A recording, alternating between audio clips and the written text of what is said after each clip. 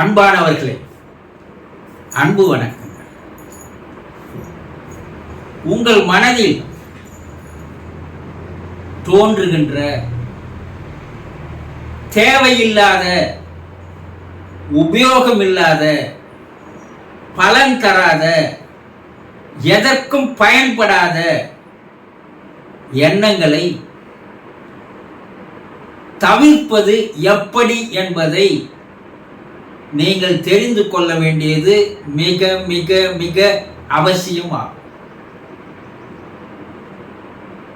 காலையில் எழுந்ததிலிருந்து இரவு போய் தூங்குற வரைக்கும், ஆழ்ந்த தூக்கம் வர வரைக்கும் ஒரு மனிதனுக்கு சராசரியாக 60,000 எண்ணங்கள் உருவாகிறது என்பதை மனோதத்துவ விஞ்ஞானிகள், மனவியல் விஞ்ஞானிகள் கண்டுபிடித்திருக்கிறார். இது குறைந்தபட்சம். அதிக அளவு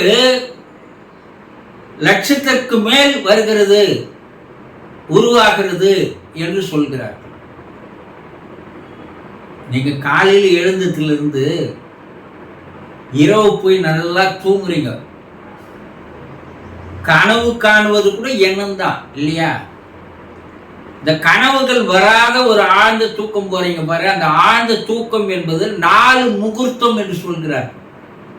ஒரு முகூர்த்தம்னா 1.5 மணி நேரம், மேக்சிமம் 6 மணி நேரம் தான் ஆழ்ந்த தூக்கத்துக்கு போறீங்க. அதுலேயும் ஒரு சிலர் 4 மணி நேரம் 4.5 மணி நேரம் தான் மிக மிக ஆழ்ந்த தூக்கத்திற்கு தன்னை மறந்த நிலைக்கு போறாங்க. அப்ப அங்க மனம் செயல்படுவது இல்லை. அப்ப இந்த 6 மணி நேரம் கழிக்க போக மீதி இருக்கின்ற 18 மணி நேரம் 60,000 எண்ணங்களை உங்கள் மனது உற்பத்தி செய்கிறது. இந்த 60,000த்துல உங்களுக்கு உபயோகமாக பயன் தரக்கூடிய, பலன் தரக்கூடிய, உங்களை உயர்த்துகின்ற ஒரு நல்ல சிந்தனையை தரக்கூடிய எண்ணங்கள் என்ன 5% தான் சொல்றேன். 95% எண்ணங்கள் எதற்கும் பயன்படாதவை, உப்பு சப்பில்லாதவை, உபயோகம் இல்லாதவை. அப்ப அந்த எண்ணங்கள் எல்லாம் தோன்றி என்ன பண்ணுது? அப்படி தோன்றுவதனால் என்ன அப்படின்னா, நல்ல சிந்தனை உங்களுக்கு இருப்பதில்லை, மனம் அமைதி என்பதே உங்களுக்கு கிடைப்பதில்லை. உங்களுடைய ஜீவகாந்த சக்தியானது, எனர்ஜியானது இந்த 95% எண்ணங்கள், உபயோகமில்லாத எண்ணங்கள் தோன்றுவதால் உங்களுடைய எனர்ஜி லெவல் 0 லெவலுக்கு வந்துடுது. மனம் தளர்ந்து போகிறது, உடல் தளர்ந்து போகிறது. போதிய அளவு சக்தி பிரெயினுக்கு, மூளைக்கு போகாதனால நல்ல சிந்தனைகளோ, நல்ல எண்ணங்களோ, உயர்வான எண்ணங்களோ வருவதே இல்லை. அப்ப உங்களுக்குள் இருக்கின்ற இறைவன் தந்த அம்சம் பாருங்க, ஒவ்வொரு மனிதனுக்கும் ஒரு விதமான தனித்துவத்துவம் கொண்டவனாக இறைவன் உங்களை படைத்திருக்கிறார். அப்ப அந்த தனித்துவத்துவம் வெளியே வராது போய் விடுகிறது. ஆளுமை, பர்சனாலிட்டி வெளியே வரல, ஆற்றல் வெளியே வரல, அறிவு முழுமையா வேலை செய்யல, புத்தி கூர்மையா இல்ல, நினைவாற்றல் செழுமையா இல்ல. இதெல்லாம் இல்லாதனால உங்களால் எதிலையும் வெற்றி பெற முடியவில்லை, ஜெயிக்க முடியவில்லை, சாதிக்க முடியவில்லை. அப்ப இந்த தேவையில்லாத எண்ணங்களை உற்பத்தி செய்வதை தடுப்பது எப்படி? இந்த கண்ணு பார்க்கிற காட்சி எல்லாம் எண்ணமா மாறும் இல்லையா?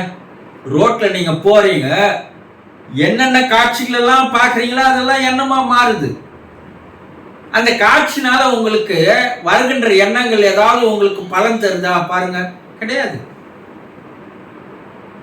காதால தேவையில்லாத ஓசையெல்லாம் கேட்குறீங்க, பலன், அதனால எண்ணங்கள் உருவாகிறது. பலன் இருக்குதா? இல்லை. தேவையில்லாத அனாவசியமான பேச்சுக்களை பேசுறீங்க, மற்றவங்க பேசுறத கேட்குறீங்க, அதனால எண்ணங்கள் உருவாகிறது. அது உங்களுக்கு ஏதாவது பயன் தருமா? இல்லை. அப்போ உங்க மனம் குப்பைகளை வெளியே கொட்டிக்கொண்டே இருக்கிறது. உங்கள் மனம் ஒரு குப்பை குளமாக, குப்பை கிடங்காக மாறிவிடுகிறது. அப்போ இதனால் உங்களால் எதிலையும் உங்களால் ஈடுபட முடியவில்லை, ஆர்வம் காட்ட முடியவில்லை. அப்ப என்ன பண்றது?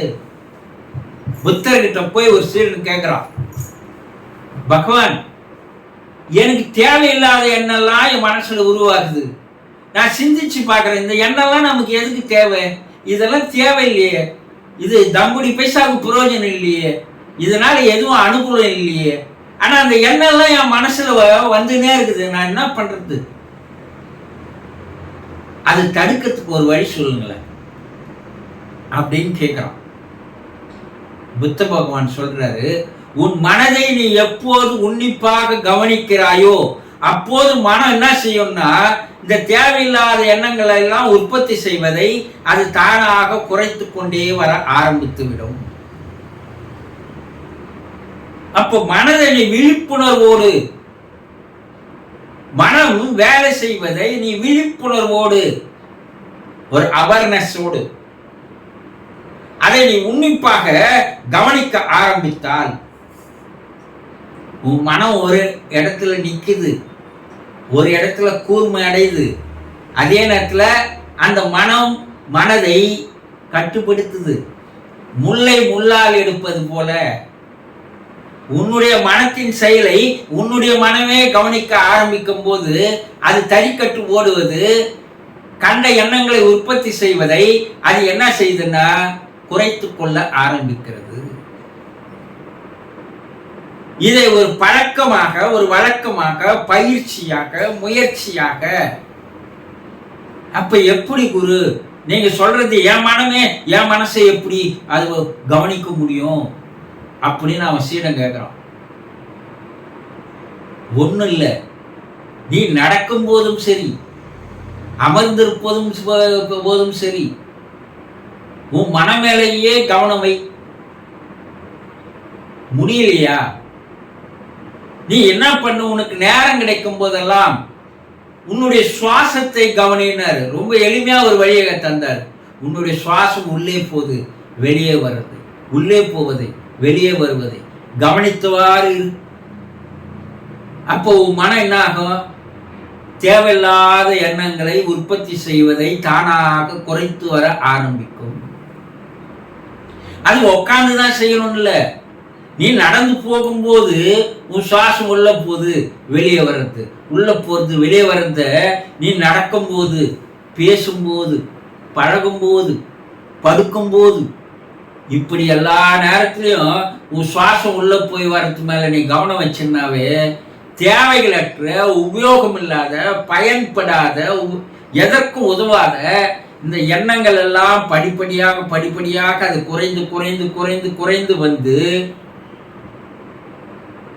உபயோகமான, பலனுள்ள, பயன் தரக்கூடிய நல்ல எண்ணங்கள் உனக்கு உதிக்க ஆரம்பிக்கும். அது கொஞ்சமா தான் இருக்கும், அதிக அளவில் இருக்காது.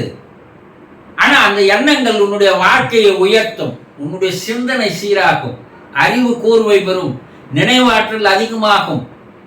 நீ நினைத்ததை சாதிக்கக்கூடிய ஒரு சக்தி, ஆற்றலை உன் உடல்ல இருக்கும்.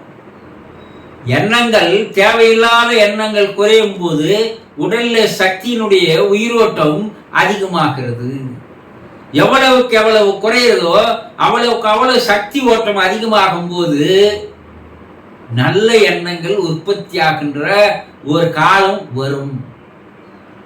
அப்போ சாதாரண மனிதர்களை விட நீ ஒரு தனிப்பட்ட மனிதனாக, மேம்பட்ட மனிதனாக, உயர்ந்த மனிதனாக, சிந்தனை தெளிவு உள்ள மனிதனாக நீ மாறிவிடுவாய் என்று புத்தர் கூறுகிறார்.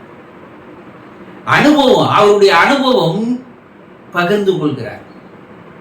அப்ப தேவையில்லாத, உபயோகம் இல்லாத, எதற்கும் பயன்படாத, எதற்கும் பலன் தராத இந்த குப்பையான எண்ணங்கள் உங்கள் மனதில் சேர சேர சேர சேர நீங்களும் எதற்கும் லாய்க்கு இல்லாதவர்களாக, தகுதி இல்லாதவர்களாக, திறமை இல்லாதவர்களாக, ஆளுமை இல்லாதவர்களாக மாறிவிடுகிறீர்கள் என்பதை சிறிது சிந்தித்து பாருங்கள். புரிந்து கொண்டீர்களா? சந்தோஷம்.